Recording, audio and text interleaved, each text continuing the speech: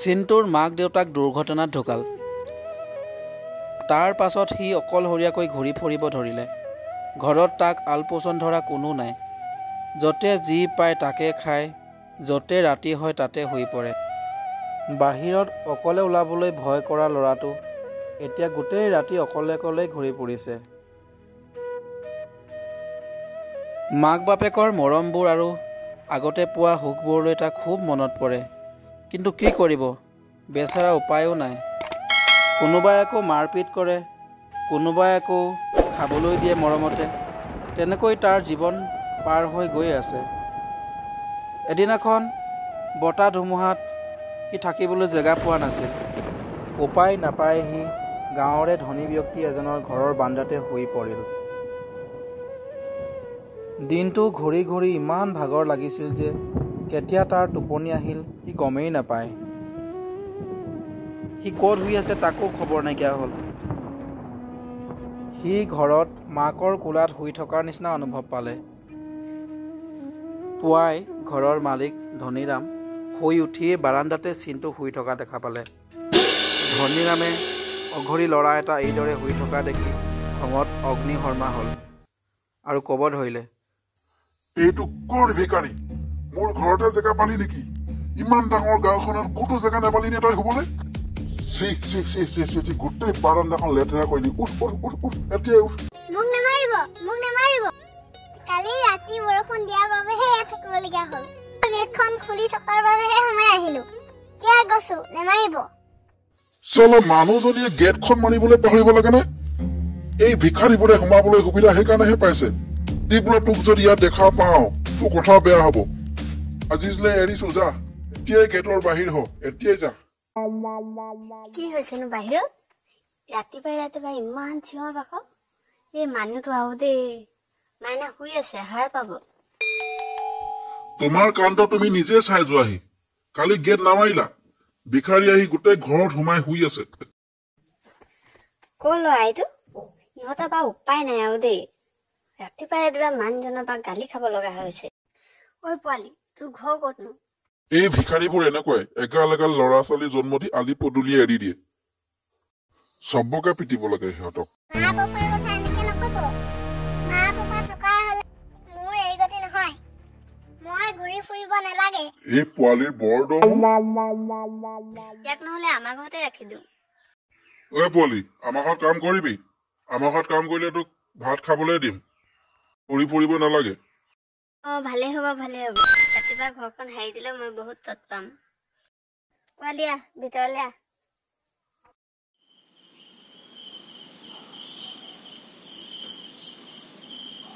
ভিক্ষাৰী পোৱালিটো ৰাখি কিবা ভুল কৰি দিলো নেকি বাৰু? ক'ব নোৱাৰি নহয়, কিবা ভাল বস্তু লৈ পলাই যায়। ভিক্ষাৰীৰ কি বিশ্বাস, কেতিয়া কি কৰে। চোৰ কৰি সি ক'ত হাৰিব? বিচাৰি পিটিম তাক। বাৰু যি হ'ল। তোমাৰে কামৰ অলপ ৰেহাই হ'ব। ঘৰটোও সাৰি দিব, কাপোৰো ধুই দিব, কেতিয়াবাতো দোকান এখনো কৰিব পাৰিব ন। আমাৰ মাইনাকনো ক'ত অকলে বাহিৰত পঠাম। এনেও এনেকুৱা সৰু ল'ৰা এটা মই বিচাৰিয়ে পৰিছিলো। ভালেই হ'ল ঘৰতে আহি ওলালেহি। ঐ পোৱালি, ঘৰটো ভালকৈ যাও দে। তাৰ পাছত বাচনখিনি ধুবি। আৰু শুন, বজাৰৰ পৰা মেগী আনি দিবি। আমাৰ মাইনাৰ স্কুল টিফিনত ভৰাই দিব লাগিব। হ'ব বাৰু, মই চব কাম কৰিম। আপুনি চিন্তা নকৰিব। মাইনা আহা, ৰখি নাথাকিবা। স্কুল দেৰি হ'ব নহয়। স্কুলৰ পৰা ঘূৰি আহোঁতে বাৰ্গাৰ খুৱাম তোমাক। আহা, সোনকালে আহা। মোৰ স্কুল যাবলৈ বৰ মন যায়। ময়ো স্কুল যাবলৈ পোৱা হ'লে কিমান যে ভাল লাগিলহেঁতেন। সুমনে স্কুল যাওঁতে ৰাস্তাত চিন্তুৰ কথা সুধি গ'ল। পাপা, আমাৰ ঘৰত থকা দাদাটো ক'ৰ হয়? ক'ৰ পৰা আনিলা? লগত খেলিবলৈ আনিছা নি? বাৰ্গাৰ দাদালৈ লৈ যাম দেই। তুমি অলপ মনে থাকাচোন মাইনা। মোৰ খেলা বস্তুবোৰো দিম। মোৰ বহুত বস্তু আছে। স্কুলৰ পৰা ঘূৰি আহি দাদাটোৰ লগত খেলিম দেই। সি কাম কৰা ল'ৰা হয়, লেতেৰা হৈ থাকে। নাযাবা কিন্তু তাৰ ওচৰলে।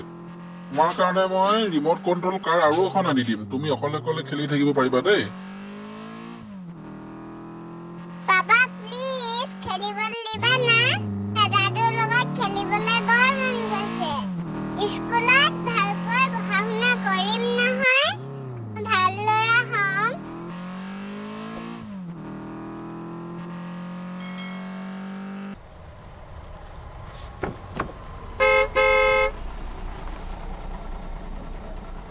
সুমন চহৰৰ দামী স্কুলত পঢ়ে। সুমনৰ স্কুলত খেলা ধূলাৰ সকলো সা সুবিধা আছে।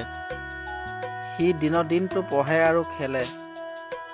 সুমনক দেউতাকে সদায় স্কুল লৈ যায় আৰু সন্ধিয়া ঘৰলৈ কাৰতে উঠাই লৈ আহে। গধূলি হ'ল। চিন্টুক তাৰ ৰুমতে ভাত খাবলৈ দিলে। চিন্টুৱে তাৰ সৰু হাতখনেৰে লাহে লাহে ভাত খাবলৈ আৰম্ভ কৰিলে। তাৰ পাছত ৰমলা, ধনীৰাম আৰু সুমনে ডাইনিঙত ভাত খাবলৈ বহিল।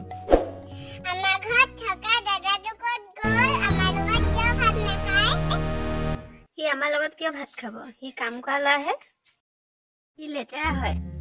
মই দাদাটোৰ লগত ভাত খাম।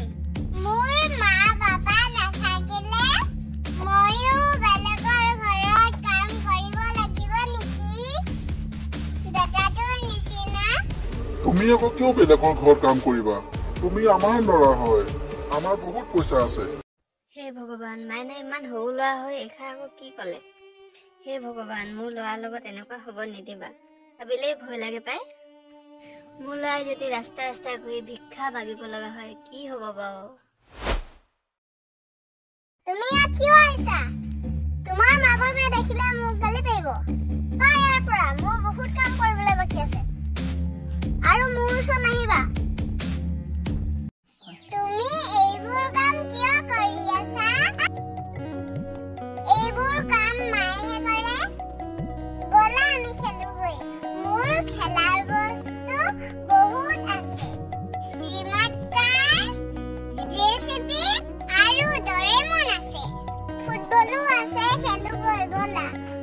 ব'লা না খেলোগৈ। ব'লাচোন ব'লা, বাহিৰত যাম। চিন্তু যোৱা, সুমনৰ লগত অকমান খেলিবা। ঘৰটো বাৰু মই সাৰি দিছো। যাওঁতো মোক দিয়া। যোৱা চিন্তু যোৱা, চিন্তা কৰিব নালাগে। চিন্তু আৰু সুমনে ফুটবল খেলিব ধৰিলে। চিন্তুৰ আজি মনত বহুত ফূৰ্তি। বহু দিনৰ মূৰত সি বাহিৰত খেলিবলৈ পাইছে। সুমনৰ দেউতাক ডিউটিৰ পৰা ঘৰলৈ উভতি আহিল। সুমনে দেউতাকক দেখি বৰ ফূৰ্তি পায়, কাৰণ তালৈ সদায় কিবা নহয় কিবা লৈ আনেই।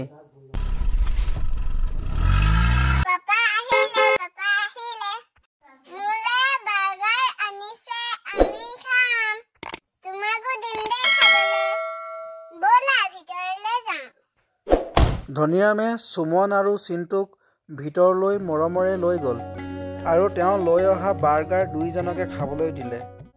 আমাৰ মাইনা আৰু চিন্তু তোমালোকে দুইজনে একেলগে সদায় খেলিবা দেই। চিন্তু তুমি আজিৰ পৰা কাম কৰিব নালাগে, অকল মাইনাৰ লগত খেলিবা আৰু স্কুল যাবা। আমাৰ মাইনাই আমাক চকু খুলি দিলে। চিন্তু, কাইলৈৰ পৰা তুমিও স্কুল যাবা দেই। ইমান দিনে আমি কৰা বেয়া ব্যৱহাৰৰ বাবে আমাক ক্ষমা কৰি দিবা। আমাৰ সকলোকে ক্ষমা কৰি দিবা দেই চিন্তু। তুমি আৰু মাইনা আমাৰ লগত থাকিবা।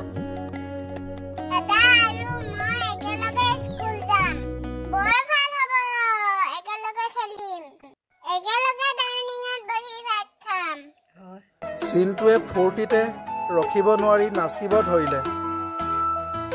বহুদিনৰ মূৰত তাৰ আজি কি যে ফূৰ্তি, তাৰ এটা মনৰ আশা পূৰণ হ'ল। ধনীৰাম আৰু ৰমলাই চিন্তু আৰু সুমনক বজাৰ কৰিবলৈ লৈ গ'ল। আজি চিন্তুক স্কুলৰ কাপোৰ কিনি দিব। কাইলৈৰ পৰা সুমন আৰু চিন্তু একেলগে স্কুল যাব। চিন্তুক নিজৰ ল'ৰা হিচাপে তেওঁলোকে মানি ল'লে। দুয়োটাই সুখ শান্তিৰে দিন কটাব ধৰিলে।